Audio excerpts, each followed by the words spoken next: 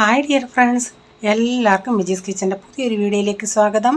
ഞാൻ നിങ്ങളുടെ സ്വന്തം ബി ചേച്ചി. എൻ്റെ പ്രിയപ്പെട്ട ഓരോരുത്തർ സുഖമായിട്ടിരിക്കുന്നു. ദൈവം സഹായിച്ചിവിടെ സുഖമായിട്ടൊക്കെ ഇരിക്കുന്നു. ഇന്നൊരു ദിവസം ദൈവം നമുക്ക് ദാനമെത്തുന്നതിന് ദൈവത്തിന് നന്ദി പറയാം. അപ്പോൾ ഈ കാണിക്കുന്ന വീഡിയോ സൺഡേ രാത്രിയിലത്തെയും നെക്സ്റ്റ് ഡേയിലെയുമാണ്. അപ്പം ഞാൻ സൺഡേ രാത്രി അപ്പവും മുട്ടക്കറിയുമാണ് ഉണ്ടാക്കുന്നത്. അപ്പോൾ അതിനായിട്ട് ഞാൻ ഉരുളൻകിഴങ്ങൊക്കെ ഇട്ടുള്ള മുട്ടക്കറിയാണ്. ഉരുളൻകിഴങ്ങും മുട്ടയും കൂടെ ഞാൻ കുക്കറിലൊന്ന് പുഴുങ്ങാൻ വെച്ച്. അപ്പോൾ ഇവിടെ ഞാൻ ഇതിൻ്റെ അകത്ത് നമ്മൾ മുളക് പൊടി ചേർക്കുന്നില്ല, എരിവിനനുസരിച്ച് പച്ചമുളകാണ് ചേർക്കുന്നത്. അപ്പോൾ ഞാൻ കടുക് പൊട്ടിച്ച് കറിവേപ്പിലയിട്ട് ഇതിലേക്ക് സവാളയും പച്ചമുളകും ഇട്ട് അതൊന്ന് ഇച്ചിരി ഒന്ന് വാടിയാണ് ഇതിലേക്ക് ഒരു ടൊമാറ്റോ കൂടെ ചേർത്തിട്ടുണ്ട്. എന്നിട്ട് അതിൽ ഇച്ചിരി ഉപ്പിട്ടിട്ട് നമുക്കിതൊന്ന് വഴറ്റി കുറച്ച് നേരം ഒന്ന് അടച്ചൊക്കെ കൊടുത്തതൊന്ന് വഴറ്റിയെടുക്കാം. അപ്പം ഞാൻ മാവ് അരച്ച് വെച്ചായിരുന്നു. പ്രെയർ കഴിഞ്ഞ് വന്നിട്ട് രാവിലെ അരി വെള്ളത്തിട്ടിട്ടാണ് പോയത്. അപ്പം മാവ് അരച്ച ഉടനെ എൻ്റെ കയ്യിൽ ഇത്തിരി ബ്രൗൺ അവലുണ്ടായിരുന്നു, അതാണ് അരച്ചത്. വെള്ളയവലല്ല, ബ്രൗൺ അവൽ. അപ്പോൾ നമുക്ക് ആ അപ്പത്തിന് എനിക്ക് ആ കളറിൽ ബ്രൗൺ കളറിൽ അപ്പം ഭയങ്കര ഇഷ്ടമാണ്. പണ്ട് നമ്മൾ നാട്ടിലൊക്കെ ഈ കണ്ടമൊക്കെ ഉള്ള സമയത്തൊക്കെ ഈ പച്ച നെല്ല് കുത്തി അതിൻ്റെ അപ്പമൊക്കെ ഉണ്ടാക്കുമ്പോൾ നല്ലൊരു കളറിൽ കിട്ടുമല്ലേ, അതെനിക്ക് ഭയങ്കര ഇഷ്ടമാണ്. പക്ഷേ ഇവിടെ ഇവർക്ക് വെളുത്തിരിക്കുന്നതാണ് ഇഷ്ടം. അപ്പം ഞാൻ ആ അവൽ ഇവിടെ ഇരുന്ന് അവൽ നനച്ചാലും ഇവിടെ ഇവർക്ക് ആർക്കും കഴിക്കും, അല്ലാതെ ഇവിടെ ആർക്കും ഇഷ്ടമല്ല. അപ്പോൾ അത് ഇത്തിരി കുറച്ച് നാളായി വാങ്ങിച്ചിട്ട് അതുകൊണ്ട് ഞാനത് ഇതിൻ്റെ അകത്ത് നിന്നങ്ങ് അരയ്ക്കാമെന്ന് വെച്ചു. ഞാൻ മാവ് അരച്ച് വെച്ചിട്ട് ഇപ്പം നല്ല ചൂടല്ലേ, അതുകൊണ്ട് ഞാനൊരു പേരിന് വേണ്ടി ഒരു 1/4 ടീസ്പൂൺ ഈസ്റ്റ് ചേർത്തു. കാരണം നമ്മളിപ്പോൾ ഞാൻ രാവിലെയാണ് ഇത് ഉണ്ടാക്കുന്നതെങ്കിൽ ഈസ്റ്റ് ചേർക്കേണ്ട ആവശ്യമില്ല. ഇതിപ്പോൾ ഒരു 2-3 മണിക്കൂർ കൊണ്ട് ഉണ്ടാക്കാനാണ്. അതുകൊണ്ടായതുകൊണ്ട് ഞാനൊരു 1/4 ടീസ്പൂൺ ഈസ്റ്റ് അരച്ച്, 2 കപ്പ് അരി, ഒരു 3/4 കപ്പ് തേങ്ങ, 1 കപ്പ് ഈ ബ്രൗൺ അവൽ, 1/4 ടീസ്പൂൺ ഈസ്റ്റ്, 1 ടേബിൾ സ്പൂൺ പഞ്ചസാര, പിന്നെ ആ തേങ്ങ പൊട്ടിച്ച് വെള്ളം കൂടെ ഒഴിച്ചാണ് ഇതെല്ലാം അരച്ചെടുത്തത്.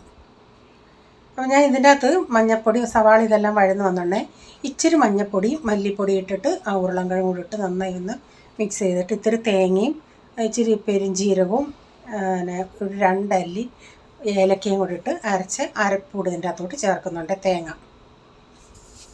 തേങ്ങയ്ക്കകത്ത് ഞാനൊരു പിഞ്ച് മഞ്ഞൾപ്പൊടി ചേർത്തായിരുന്നേ.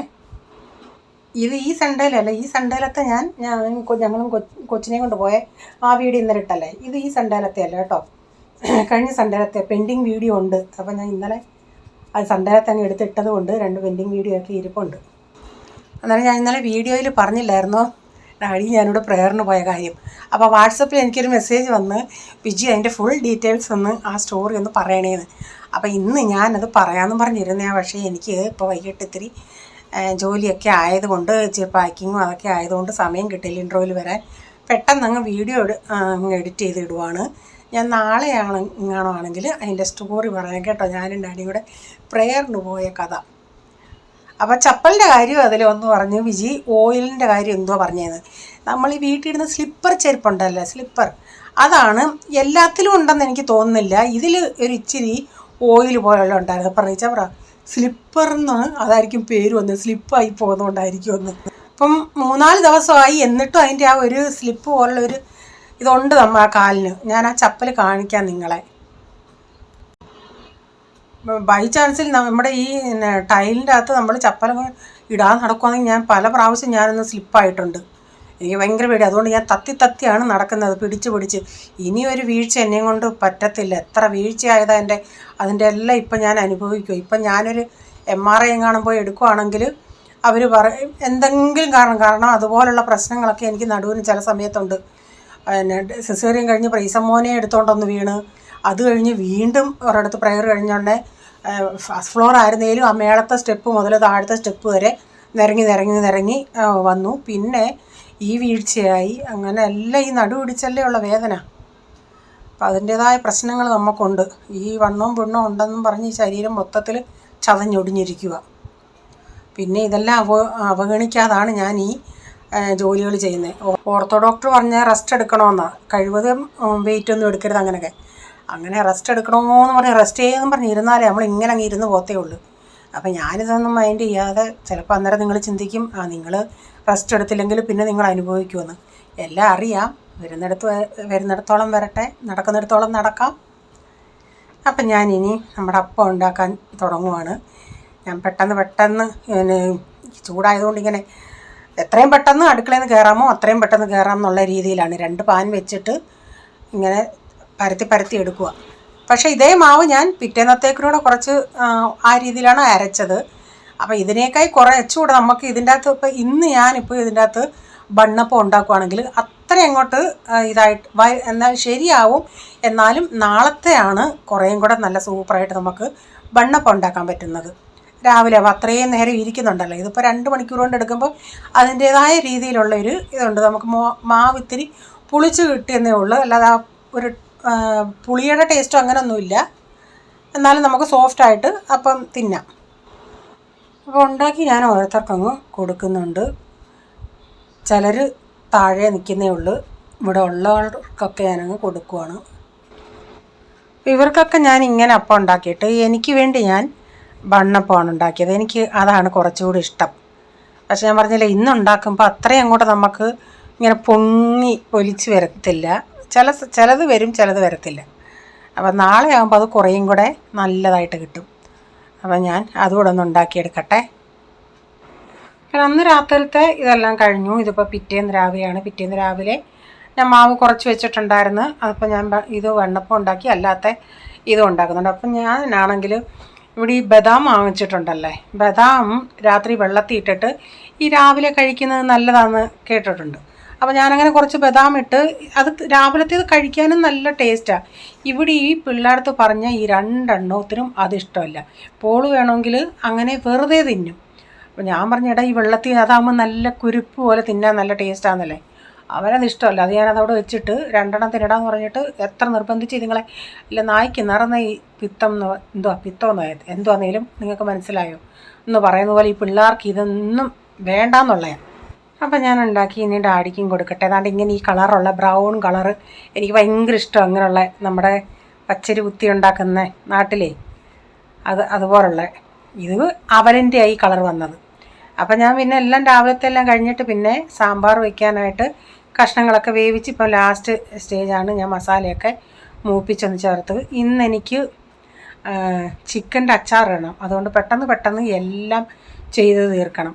അപ്പോൾ രാവിലെ അങ്ങ് ബ്രേക്ക്ഫാസ്റ്റ് കഴിഞ്ഞപ്പോഴേ ഞാൻ ഇന്നലെ സാമ്പാറിനുള്ള ഉരുളൻകിഴങ്ങ് ഉള്ളിയൊക്കെ ഒഴിച്ച് ബാക്കിയെല്ലാം ഞാൻ അരിഞ്ഞു വെച്ചിട്ട് കഴുകിയതൊന്നുമില്ല. അരിഞ്ഞു വെച്ച് രാവിലെയാണ് കഴുകാനുള്ളതൊക്കെ കഴുകിയത്. അല്ലാതെ കഴുകി അരിയേണ്ടിയതൊക്കെ സെപ്പറേറ്റ് എടുത്ത് വെച്ചിട്ട്, അല്ലാതെ ഈ ചേന അങ്ങനെയൊക്കെ ഉള്ളതുണ്ടല്ലേ അതൊക്കെ ഞാൻ സെപ്പറേറ്റ് മാറ്റി വെച്ചിരുന്നു. അപ്പോൾ അതെല്ലാം ഇപ്പോൾ സാമ്പാർ ഇവിടെ റെഡി ആയിട്ടുണ്ട്. പിന്നെ ഇച്ചിരി ക്യാരറ്റും ബീട്രൂട്ടും കൂടെ തോരനൂടെ വയ്ക്കാമെന്ന് വെച്ചു. അത് കഴിഞ്ഞെല്ലാം ഇത് 2 കൂടെ ഒന്ന് ചെയ്യുന്നുള്ളൂ. എന്നിട്ട് പിന്നെ ചിക്കൻ അച്ചാറിൻ്റെ ഓർഡർ ഉണ്ടായിരുന്നു. അത് ചിക്കനൊക്കെ ഞാൻ കുറച്ചേ ഇടത്തുള്ളൂ. അവർക്ക് ഇപ്പോൾ ഒരാൾക്ക് 1 കിലോയും ഒരാൾക്ക് 1/2 കിലോയും ഉണ്ടായിരുന്നു. അപ്പം ഞാനൊരു 3 കിലോയോളം ഇടുന്നുണ്ട്. അവിടെ ഇപ്പം നമ്മുടെ സാമ്പാർ ഇപ്പോൾ റെഡി ആയിട്ടുണ്ട്. പിന്നെ നമുക്ക് തോരനൂടെ വയ്ക്കാം. ഇന്ന് ഞാൻ വേറെ രീതിയിലാണ് ചെയ്യുന്നത്. എന്നും ചെയ്യുന്നത് ഞാൻ ഈ സവാളയൊന്ന് വഴറ്റി, കറിവേപ്പിലിട്ട് പൊട്ടിച്ച് സവാള വഴറ്റി അതിനകത്ത് തേങ്ങ ഇട്ടിട്ട് അതിനകത്ത് മഞ്ഞൾപ്പൊടിയും ഇട്ട് മിക്സ് ചെയ്തിട്ടാണ് ഞാൻ ഈ അരിഞ്ഞത് ഇട്ട് കൊടുക്കുകയാണ് ചെയ്യുന്നത്. ഇന്ന് പക്ഷേ നേരെ തിരിച്ചാണ് ചെയ്യുന്നത്.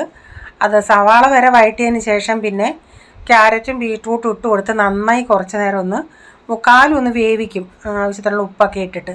എന്നിട്ട് ലാസ്റ്റിലാണ് ഞാൻ തേങ്ങ ചേർത്തത് ഇന്ന്. അപ്പോൾ ഇതിൻ്റെ അകത്ത് ഞാൻ കുരുമുളക് പൊടിയും ചേർക്കുന്നുണ്ട്. മഞ്ഞൾപ്പൊടി ഇട്ട് ഇളക്കി, എന്നിട്ട് ഒരു 1/2 ടീസ്പൂണോളം കുരുമുളക് പൊടിയും കൂടെ ചേർക്കുന്നുണ്ട്. അപ്പോൾ ഇത് നന്നായി ഇളക്കി ഒരു 3/4 വേവോളം അതൊന്ന് ഹൈ ഫ്ലെയിമിലൊന്ന് ഇളക്കിയെടുക്കുന്നുണ്ട്.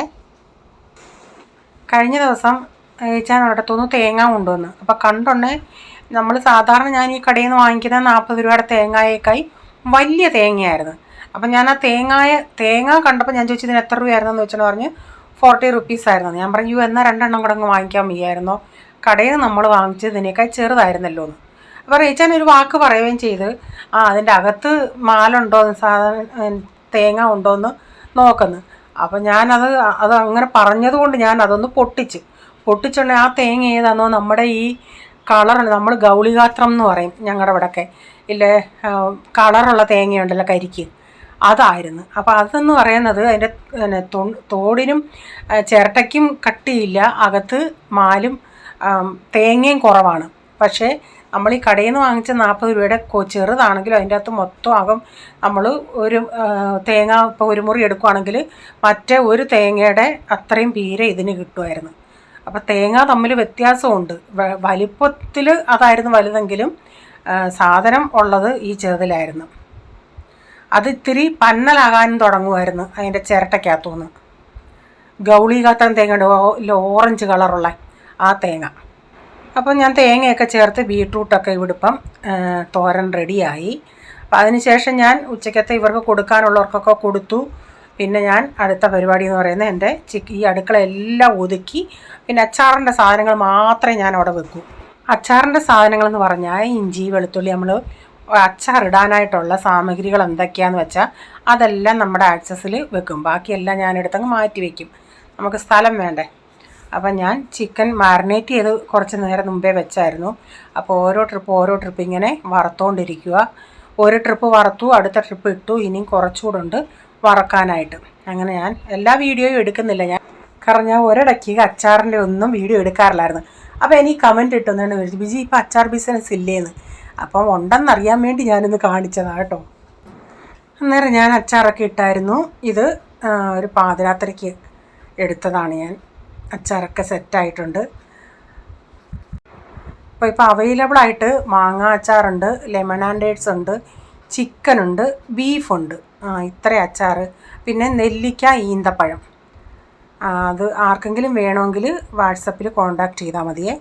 അപ്പോൾ ഇന്നത്തെ വീഡിയോയിലെ വിശേഷങ്ങൾ ഇതൊക്കെയായിരുന്നു. വീഡിയോ ഇഷ്ടമായെങ്കിൽ ലൈക്ക് ചെയ്യണേ, നിങ്ങളുടെ അഭിപ്രായം കമൻറ്റിൽ കൂടെ അറിയിക്കണേ. സബ്സ്ക്രൈബ് ചെയ്തിട്ടില്ലെങ്കിൽ ഒന്ന് സബ്സ്ക്രൈബ് കൂടെ ചെയ്തേക്കണേ. ഇനിയൊരു പുതിയ വീഡിയോയുമായി വരും വരെ bye. God bless you all. Thank you. Take care. Bye. See U.